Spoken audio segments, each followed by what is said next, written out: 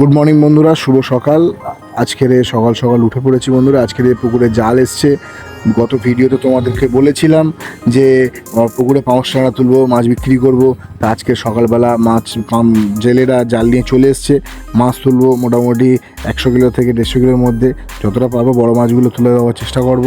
শীতকালে বন্ধুরা জাল টানা খুব কষ্টের বিষয়, এটা আমিও বুঝি। কারণ এই সময় আজ সকালবেলা 12 ডিগ্রি 10 ডিগ্রি সেলসিয়াসের মধ্যে জাল টানা। আমি একটু জাল টেনেছিলাম, আমার পুরো হাত ঠান্ডাতে লক হয়ে যাচ্ছিল। তা ওই জন্য ওরাই জাল টানছে। কিন্তু মানুষ পেটের দায়ে কত কী করতে পারে।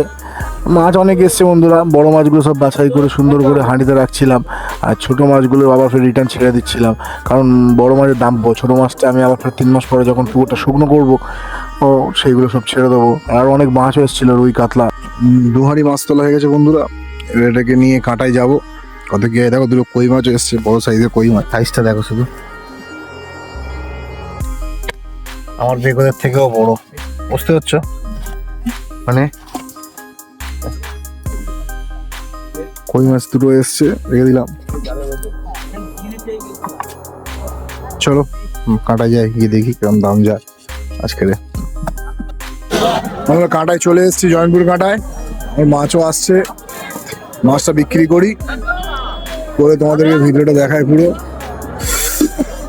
ঠিক আছে, কাঁটায় মাছ এসে গেছে। দেখো জয়নপুর কাঁটায় আমি আছি এখন।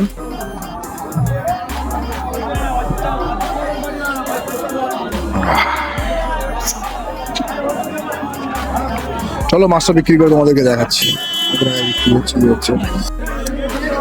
মাছ মোটামুটি মাপা হচ্ছে, কতটা কি হয় দেখি, আবার তোমাদের ভিডিও দেখাচ্ছি। বন্ধুরা মাছ বেচা হয়ে গেছে।